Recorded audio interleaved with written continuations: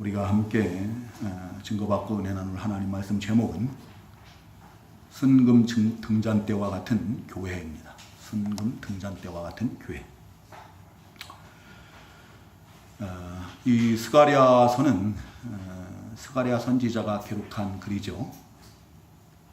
스가랴 선지자는 예레미야나 또 에스겔 또 에스라 선지자와 같이 제사장인 동시에 또 선지 사역을 감당했던 그런 하나님의 종입니다. 그 스가랴 선지자가 활동했던 시대는 바벨론 포로 이후 시대, 곧 바벨론 포로에서 돌아와 가지고 그 이후에 이제 활동을 한 그런 선지자인데요. 그 바로 앞에 나오는 학개서가 있죠. 학개서 나오는데 그 학개 선지자와 동시대에 활동을 했던 그런 선지자입니다.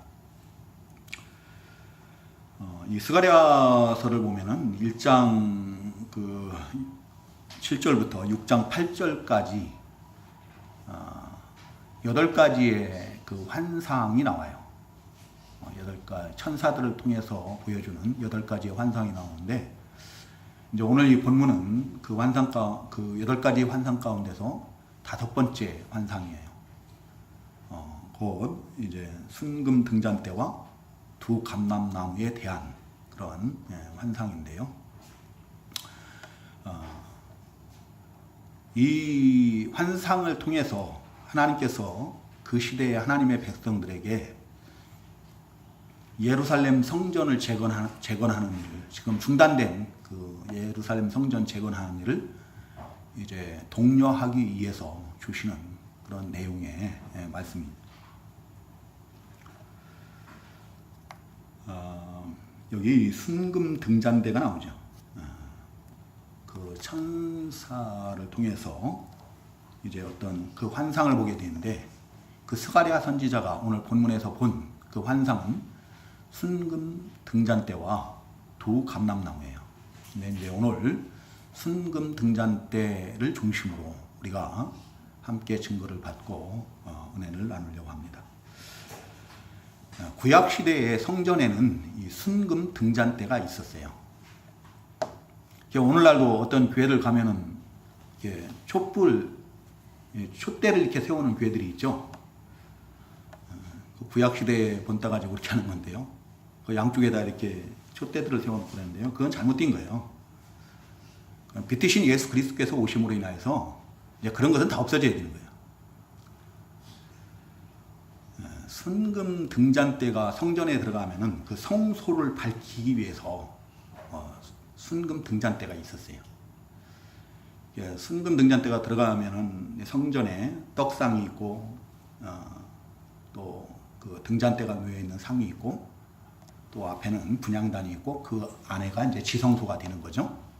근데 그 성소를 밝히는 이 등잔대가 있는데, 등잔대가 이렇게 있으면은 이제 이 줄기가 있습니다. 줄기가 이렇게 있으면은 그 줄기에서 이제 가지가 나와요. 가지가 이렇게 나와가지고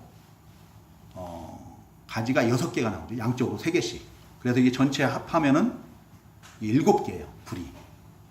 불을 밝힐 수 있는 등잔이 7개가 되는 거예요. 그래서 7금초대라고도 하죠. 7금초대라고 하는데요. 그리고 이제 그 등이 불을 밝힐 수 있도록 기름을 공급하는 그 관이 있어요. 이렇게 관이 있습니다. 관이 있고 그 위에 이제 불을 밝힐 수 있도록 심지가 있는 거죠. 이 순금 등대는 세상의 빛으로 오신 그 예수 그리스도를 상징하는 것입니다. 그 세상의 빛으로 오신 예수님께서 마태복음 5장 14절에서 우리에게 너희는 세상의 빛이라고 말씀하셨거든요. 그 주님께서 너희는 세상의 빛이라고 하신 교회가, 주님의 몸된 교회가 순금 등잔대와 같은 그 역할을 감당을 해야 된다는 거죠.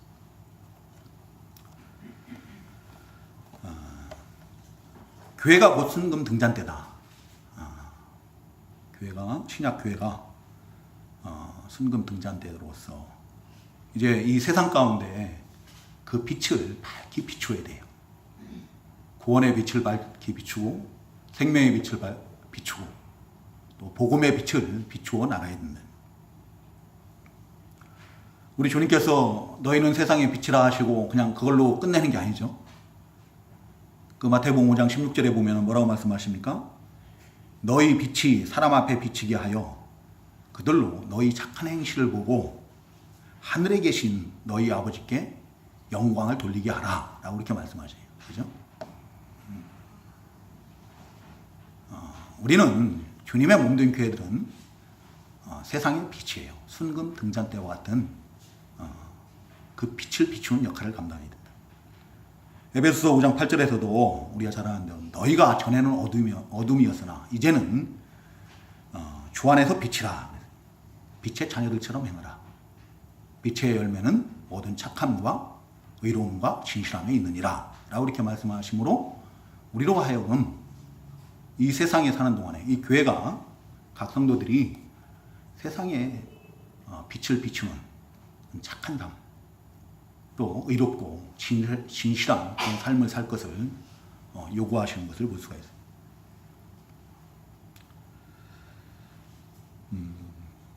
근데 우리가 이 착한 행실로서 세상에 빛을 비추어야 되는데 우리 의지나 우리의 힘으로나 우리의 능력으로는 안 된다는 거예요. 오늘 본문 6절 한번 같이 읽어보겠습니다. 시작. 그가 내게 대답하여 이르되 여호와께서 스룹바벨에게 하신 말씀이 이러하니라. 만군의 여호와께서 말씀하시되 이는 힘으로 되지 아니하며 능력으로 되지 아니하고 오직 나의 영으로 되느니라. 아멘. 네. 우리 힘으로 안 돼요. 우리의 능력으로 되는 거 아니다.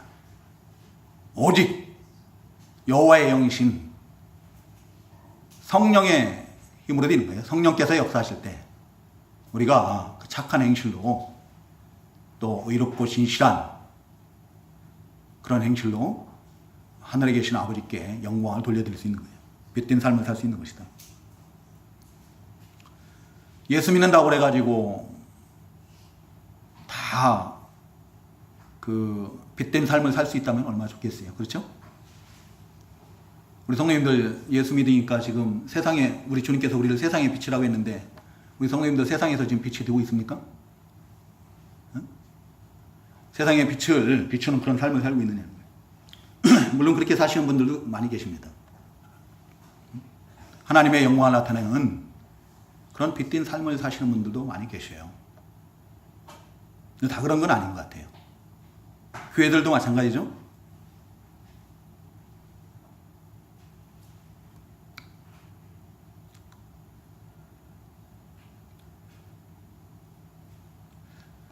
등잔대가 아무리 황금으로 순금으로 만든 그런 등잔대라고 할지라도 기름이 없으면 어떻게 되겠어요? 기름이 없으면 불을 밝힐 수 있어요? 그 무용지물이에요. 있으나 마나한 거예요. 그 역할을 감당할 수가 없습니다. 우리가 금 같은 그런 믿음으로 예수 믿고 구원을 받았다 할지라도 성령의 역사, 기름, 성령의 역사가 없으면은, 성령의 감동이 아니면은 우리는 빛을 밝히 비추는 그런 빛된 삶을 살 수가 없다는 거예요. 예수 믿었으니까, 구원받았으니까 정말 이 세상 사는 동안에 어디를 가든지 항상 정말 예수 믿는 사람답게 하나님의 영광을 나타내는 그런 삶을 살았으면 좋겠는데 그러지 못한다는 거예요. 왜 그러지 못하냐? 우리 성도님들이 그렇지 않고 싶은 사람 아무도 없지요? 다 어디를 가든지 정말 하나님의 영광을 나타내는 그런 선하고 이롭고 진실한 삶을 살고 싶을 거예요. 그렇죠? 근데 그게 안 되죠. 내 의지는 그래요. 우리 하나님의 영광을 나타내는 그런 빛된 삶을 살고 싶지만 그게 안 된다는 거예요. 왜 안 되는가? 안 되는 이유는 성령 충만치 못하기 때문이라는 거예요. 마치 기름을 공급받지 못하는 등잔대와 같은 거죠. 기름이 다 떨어진 등잔대와 같은 거예요.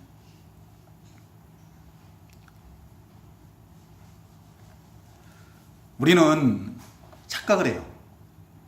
하나님께서 우리를 형통케 하시고 우리에게 복을 주셔서 우리가 뭐 가진 것이 많고 우리가 능력이 있고 어떤 권세를 가지고 출세를 하고 그러면은 우리가 하나님의 영광을 나타내는 그런 세상에 빛된 삶을 살 수 있을 것이다 라고 생각을 합니다.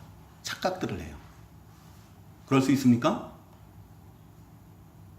근데 성경을 통해서나 아니면 역사적인 사실들을 통해서 보면은요, 우리 인생들은 전적으로 부패하고 타락한 존재들이에요. 그래서 우리가 많은 것을 가지고 소유한다고 할지라도 그것으로 하나님의 영광을 나타내는 그런 빛된 삶을 살기는 어렵다라는 거예요.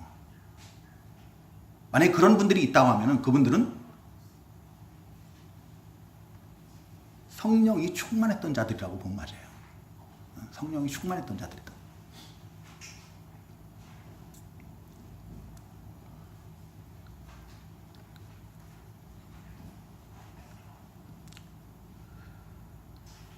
우리가 요즘 이 수요일 날 호세아서를 공부하고 있죠. 근데 증거받은 말씀 가운데 그런 내용이 있었어요. 호세아 시대, 그때가 바로 여로보암 2세 시대입니다. 그 북이스라엘 왕국이 그 여로보암 2세 때 가장 영토가 넓게 확장된 그런 부강한 그런 시대였어요.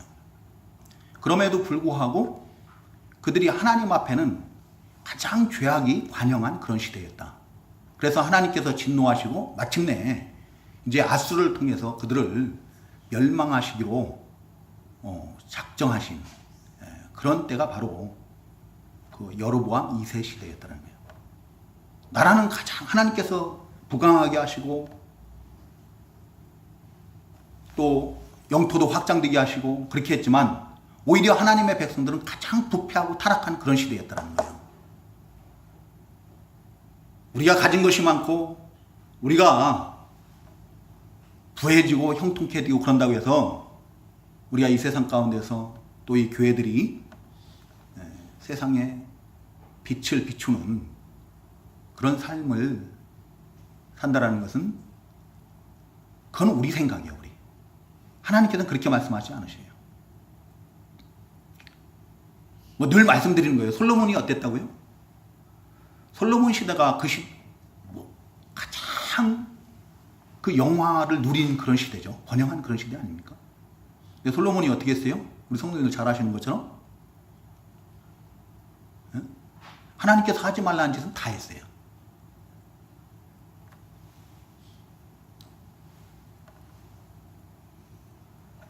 하나님께서 하지 말라는 짓은 다 하고 마지막에는 어떻게 합니까? 하나님을 의지하지 않고 이방 나라들과 어떤 그 동맹관계를 맺기 위해서 이방 나라 여인들을 갖다가 왕의 딸들을 갖다가 아내로 첩으로 삼아가지고 이방 나라와의 어떤 화평을 도모하고 그런 것을 볼 수 있어요. 그래서 그 여인들이 오면서 어떻게 해요? 온갖 우상들, 자기네 나라에서 섬기던 다른 신들을 갖다 다 가지고 들어오죠. 그래서 결국에는 나라가 남과 북으로 분열되는 그런 일까지 벌어지게 되고 그런 거예요.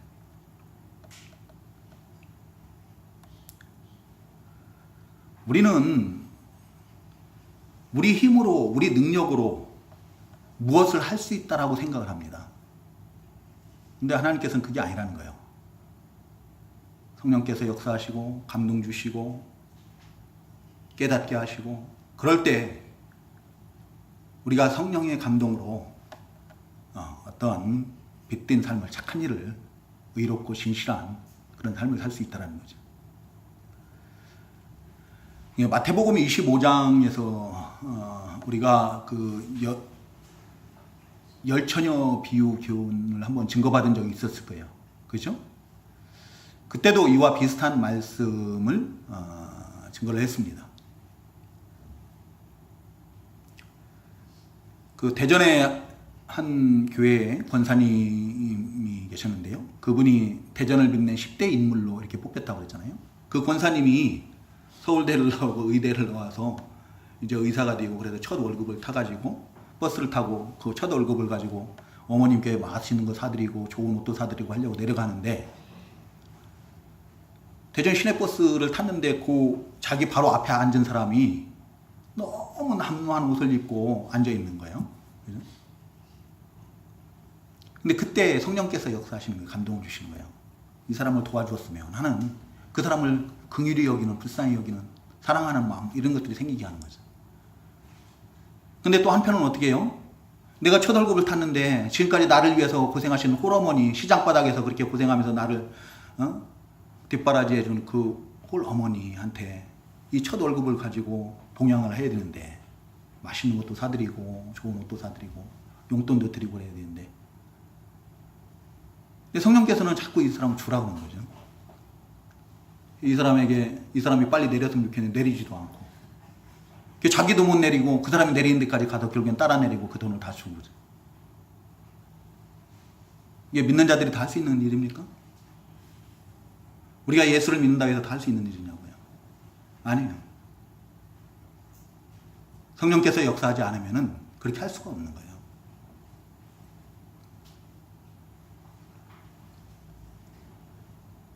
그 의사가 넉넉해서, 그 권사님이, 그 청년이 뭐가 넉넉해서 그런 거예요? 의사 월급 초봉 받아가지고 뭐 하겠어요?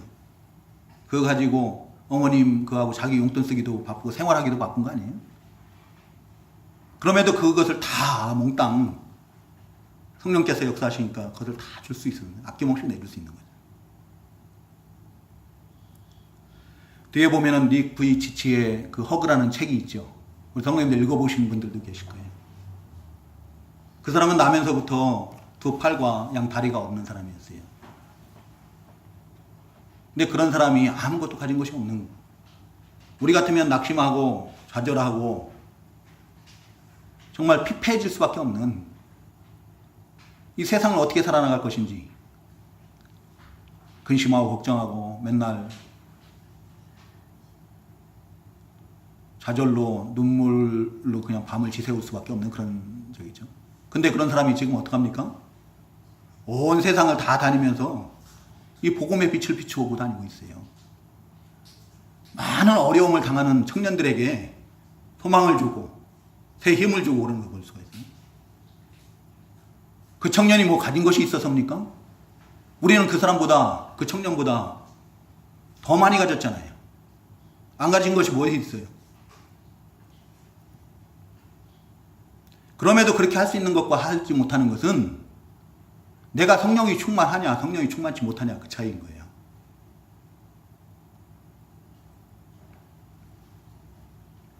예수님께서 세상에 오셔서 그 구원의 빛을 비추신 것이 환경이 허락돼서 그런 건가요? 예수님께서 오신 시대가 어떤 시대였습니까? 이스라엘 역사에 있어서 가장 아무런 그런 시대 아닙니까? 그리고 예수님께서 잘하시고 사역을 하신 곳이 어디예요? 갈릴리 지역이에요. 나사렛, 가버나움. 예루살렘으로부터 멀리 떨어져 있어서 그곳에는 제사장들의 그 율법, 하나님의 말씀들이 그곳에는 선포되지도 않고, 마치 이방인들과 같이 여겨지고 그곳에서는 선한 자가 날 수도 없는 곳이라고 여김을 받는, 멸시를 받는 그런 곳 아닙니까? 그런 흑암과 같은 곳에서 가난한 목수의 아들로 나셔서 그 사역을 시작하시면서 그 빛을 비추신 거예요. 우리는 우리에게 무엇이 있으면 할 거라고 생각을 하지만 그건 아닙니다. 없어도 할 수 있는 거예요.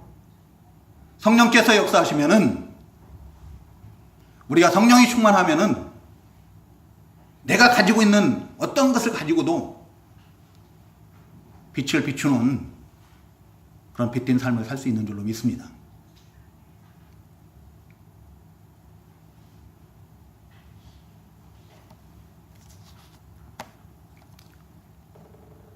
또 7절을 한번 같이 읽어볼까요? 7절 시작.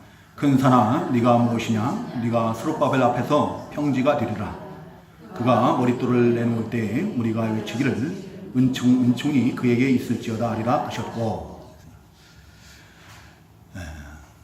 자, 우리가 이 주님의 몸된 교회를 세워나가기 위해서, 교회 성전을 세워나가기 위해서 하나님의 일을 하고, 또 하나님께서 성전 삼은, 우리를 성전 삼으셨다 했죠.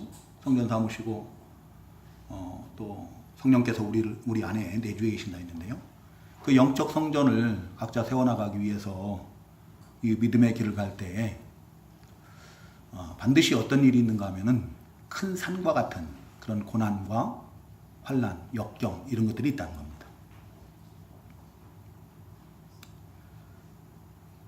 여기 스룹바벨이 나오죠.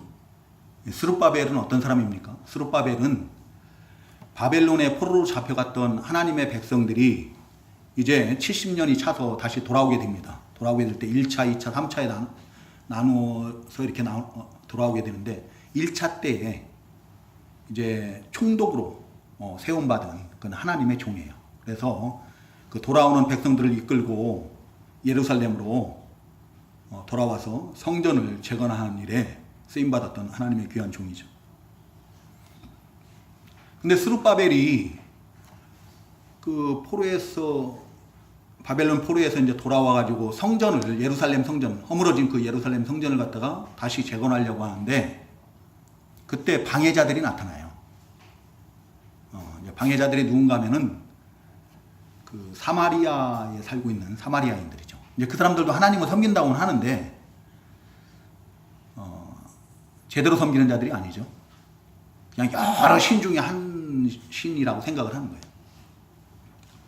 그때 이제 스룹바벨이나 그 앞에 나오는 여호수아와 같은 대제사장이 거절을 합니다. 너희는 상관이 없다, 이 성전과.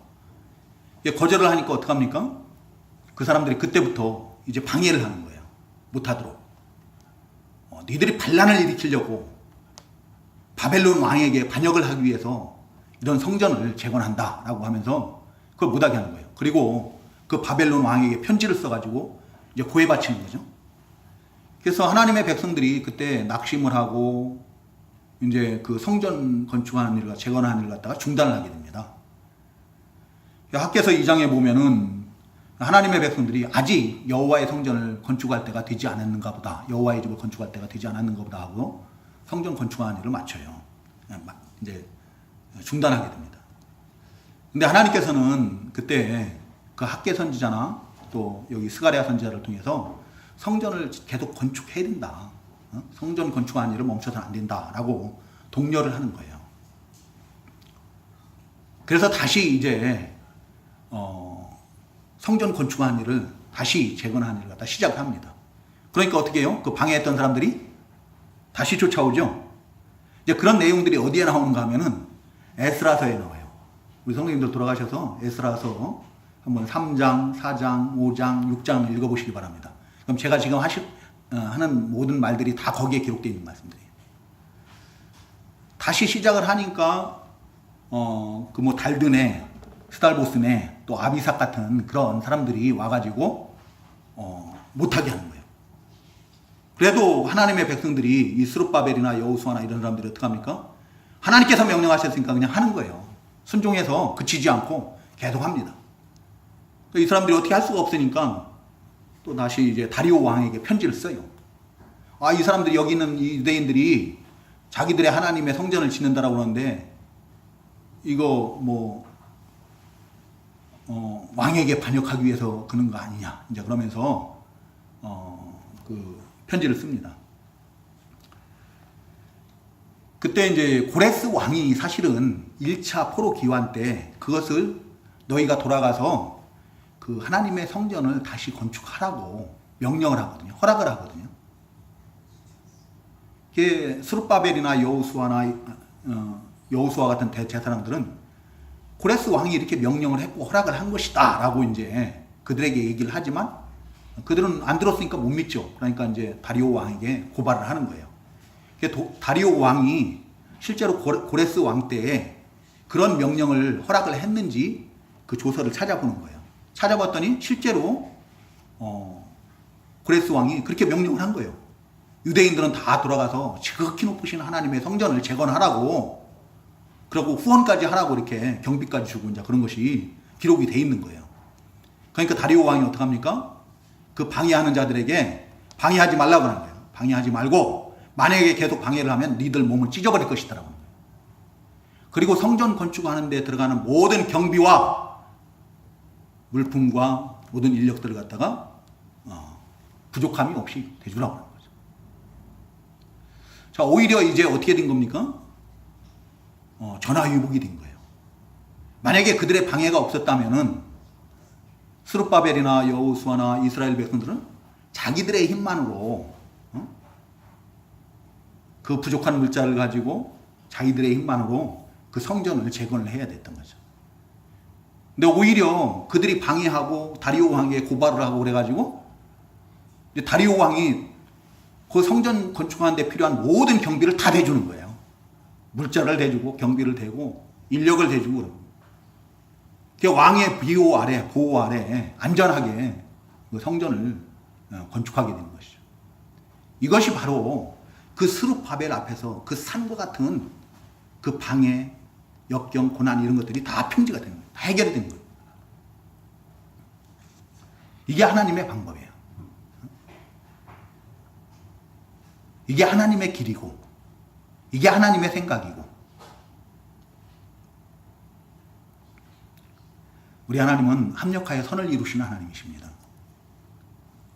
로마서 8장 28절 오늘 이 예와 뒤에도 나와 있는데요. 예와에도 우리가 알거니와 하나님을 사랑하는 자 곧 그의 뜻대로 부르심을 입은 자들에게는 모든 것이 합력하여 선을 이루느니라 라고 해요.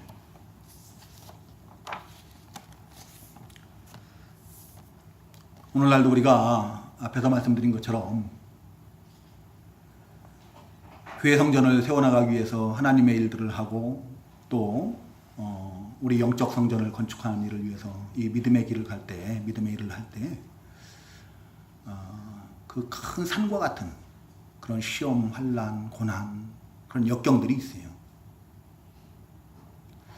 어떤 분들에게는 건강이 큰 산과 같은 고난이 될 때도 있고 또 어떤 분들에게는 가족, 또 어떤 분들에게는 직장, 어떤 분들은 또 사업, 하는 일 이런 일들이 이렇게 고난이 될 수가 있거든요. 큰 산과 같은 그런 방해가 될 수도 있습니다. 근데 그런 것을 만났을 때 우리 힘으로는 안 된다라는 겁니다. 우리 능력으로는 안 되는 거예요. 내 힘으로, 내 능력으로 그것을 해결하려고 하면은 낙심할 수밖에 없어요. 쓰러질 수밖에 없습니다. 우리가 해야 될 것은 하나님의 능력을 구해야 돼요. 하나님의 은총을 구해야 돼요.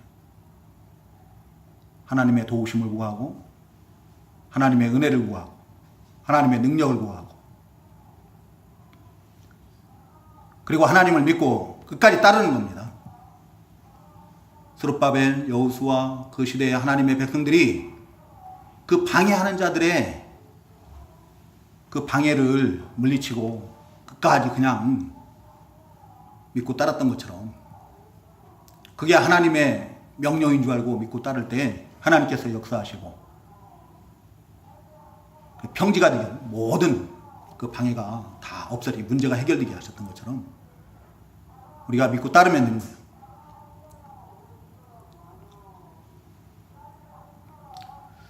우리가 성령의 권능을 힘입는 것은 방법은 뭔가 하면은 기도예요. 기도.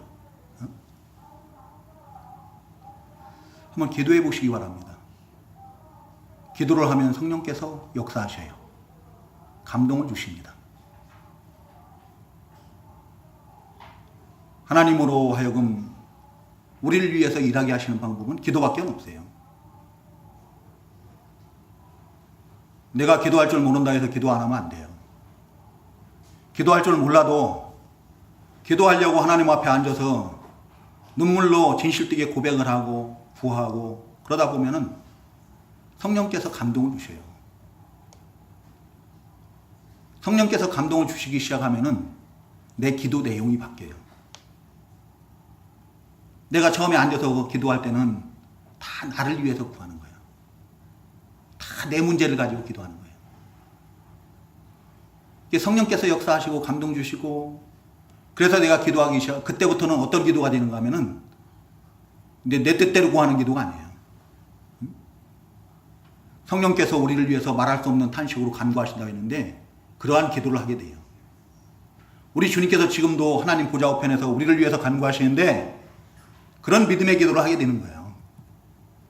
교회를 위해서 기도하고 믿음의 형제들을 위해서 기도하고 나라를 위해서 기도하고 주의 종들을 위해서 기도하고 주의 종들이 지금도 알지도 못하는 그곳에 가서 선교 사역을 감당하고 있는데 그 선교 사역자들을 위해서 얼굴도 보지 못했지만 그 선교 사역자들을 위해서 눈물로 간구하고 기도하고 그러는 거예요.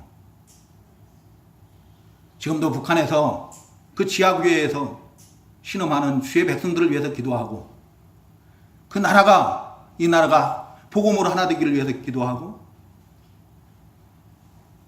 그런 기도로 바뀌어요. 내 인격이 바뀌어요. 내 인격. 내 심령이 변화되고 내 인격이 변화되고 내 삶이 변화되고 그러면 어느샌가 내 앞에 놓였던 모든 문제들이 그대로 다 저절로 해결된다는 거예요. 누가 해결하셔요? 우리 하나님께서 하나님의 은총으로 하나님의 은혜로 해결되는 거예요. 그래서 우리 선배 목사님들은 교회에 무슨 문제가 생기면은 그걸 자기들이 해결하려고 안 그랬어요. 짐 싸들고 산으로 가는 거예요.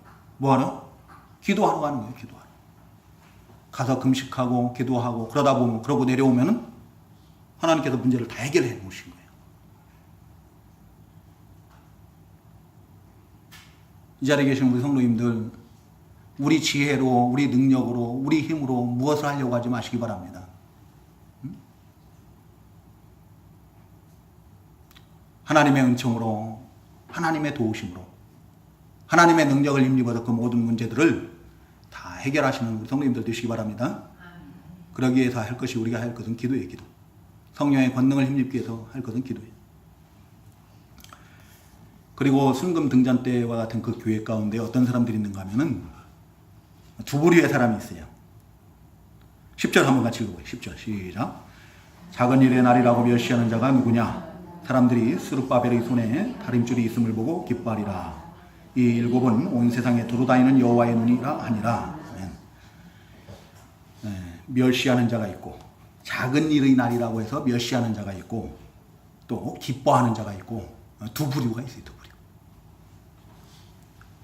감사하는 자가 있고 원망하고 불평하는 자가 있고 또 긍정적인 사람들이 있고 부정적인 사람들이 있고 그래요. 우리 성도님들 한번 스스로를 한번 생각을 해보시기 바랍니다. 나는 긍정적인 사람인가? 혹시 안 된다라고 자꾸 생각하지는 않는가? 안 된다고 생각하면 안 됩니다.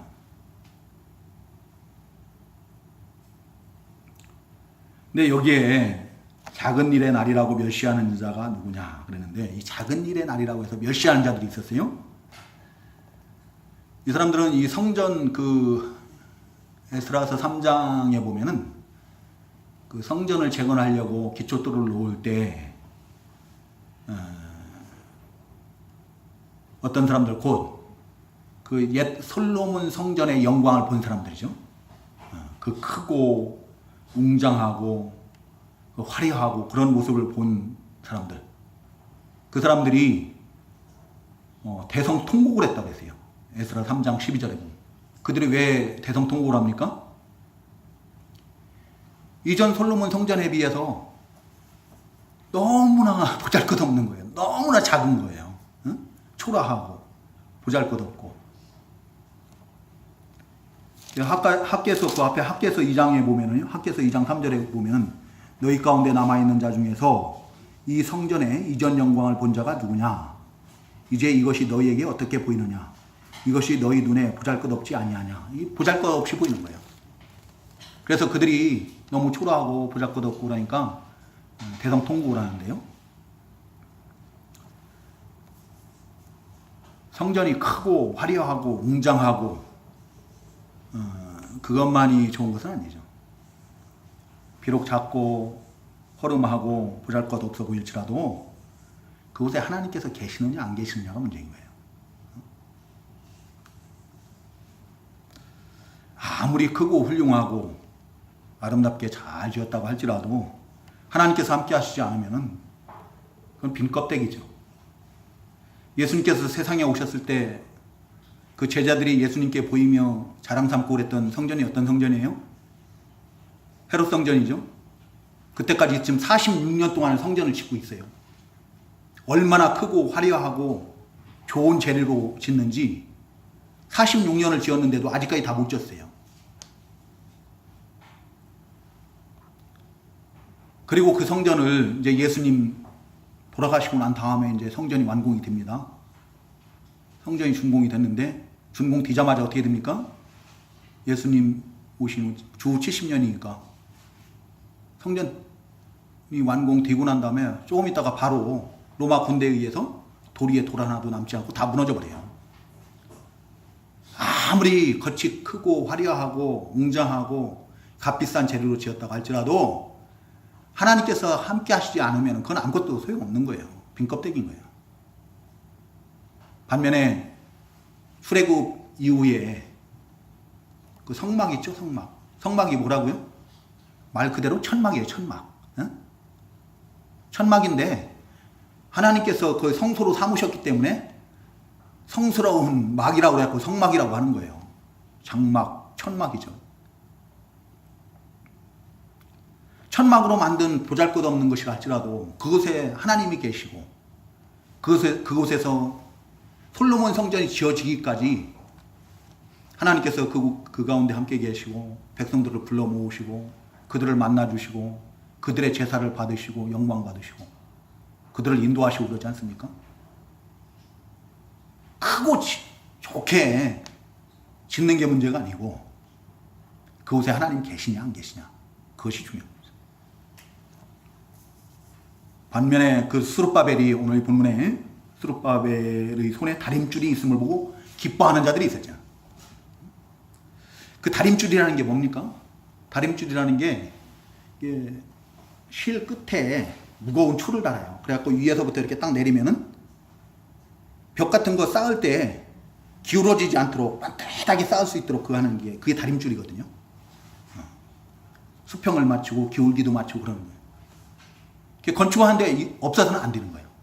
스룹바벨의 손에 다림줄이 있다는 것은 성전 건축을 시작했다는 의미예요. 그것을 보고 기뻐하는 사람들이 있었다라는 것이죠. 에스라 3장 12절에 보면 그들이 기쁨으로 크게 함성을 질렀다 했어요. 왜 그들이 기쁨으로 크게 함성을 질릅니까? 그게 하나님의 일이기 때문인 거죠. 그게 하나님의 뜻이고 하나님의 명령이고 하나님께서 함께 하시는 일, 하나님께서 기뻐하시는 일이기 때문인 거예요. 학개서 2장 9절에 보면은 뭐라고 하십니까? 이 성전의 나중 영광이 이전 영광보다 크리라. 솔로몬의 영광, 솔로몬 때 지어진 그 영광보다 지금 스룹바벨을 통해서 지어지는 이 작고 보잘것없는 성전의 영광이 더 클 것이다라는 거예요. 이곳에 평강을 주리라 라고 하나님께서 말씀하십니다. 그러니까 하나님의 백성들이 이게 하나님의 뜻이기 때문에 하나님께서 기뻐하시는 일이기 때문에 하나님의 명령이기 때문에 어떻게 해요? 비록 작고 보잘것없어 보이지만 너무 기뻐서 함성을 지르며 좋아하는 거예요.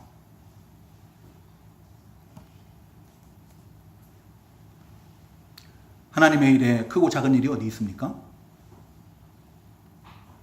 하나님께서 명령하신 일이면 다 큰 일이고 다 중요한 일이에요. 우리 성도님들, 우리에게 맡겨주신 모든 일들은, 하나님께서 우리에게 주신 모든 일들은 다 크고 중요한 일이다. 우리 성도님들 가운데 직분자들만 크고 중요한 일을 맡았다고 생각하면 안 돼요. 이 자리에 계신 우리 성도님들은 우리 주연이, 우리 가영이, 목사님이 부르는데도 모르고 있어 지금.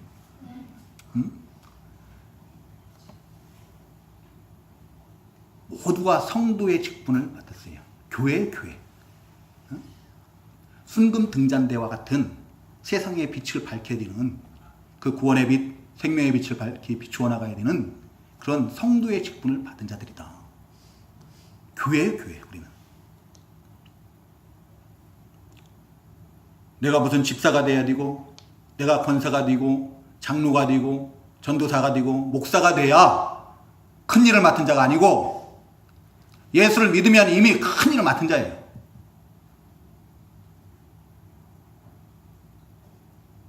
빛을 밝게 비추는 그 직분을 받은 자들입니다. 우리가 하나님의 일을 하는 것은 크고 중요한 큰 일이라서 하는 게 아니라 하나님께서 기뻐하시는 일이기 때문에 하는 거예요. 우리가 하는 일이 하나님께서 기뻐하시는 일이기 때문에 하는 거다.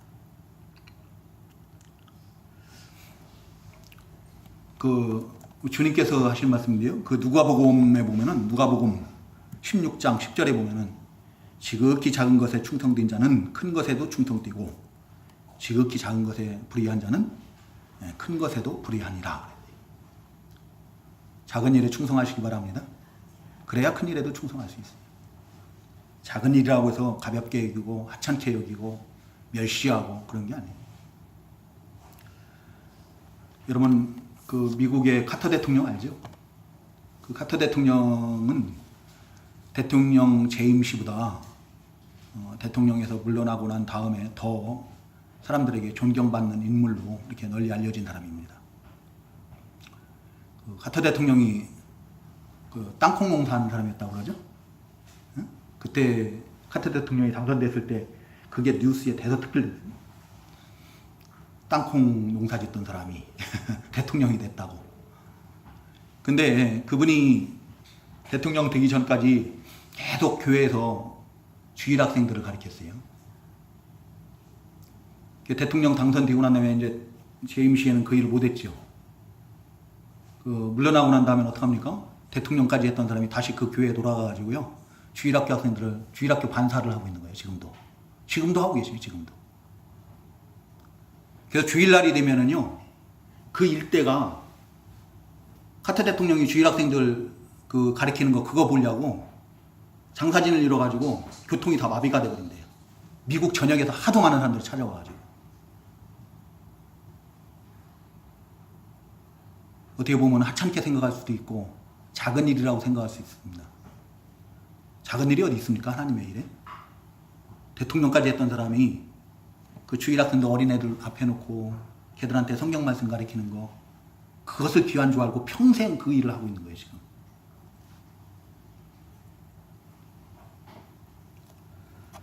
오늘 이 주신 말씀을 통해서 주님의 몸된 교회는 순금 등잔대와 같은 교회다라는 것을 알고 우리가 그 세상에 빛을, 구원의 빛, 생명의 빛을 비추어 나가는 그런 빛된 삶을 살기를 결심을 하시고 또 우리의 힘, 우리의 능력으로 그것이 되는 것이 아니다.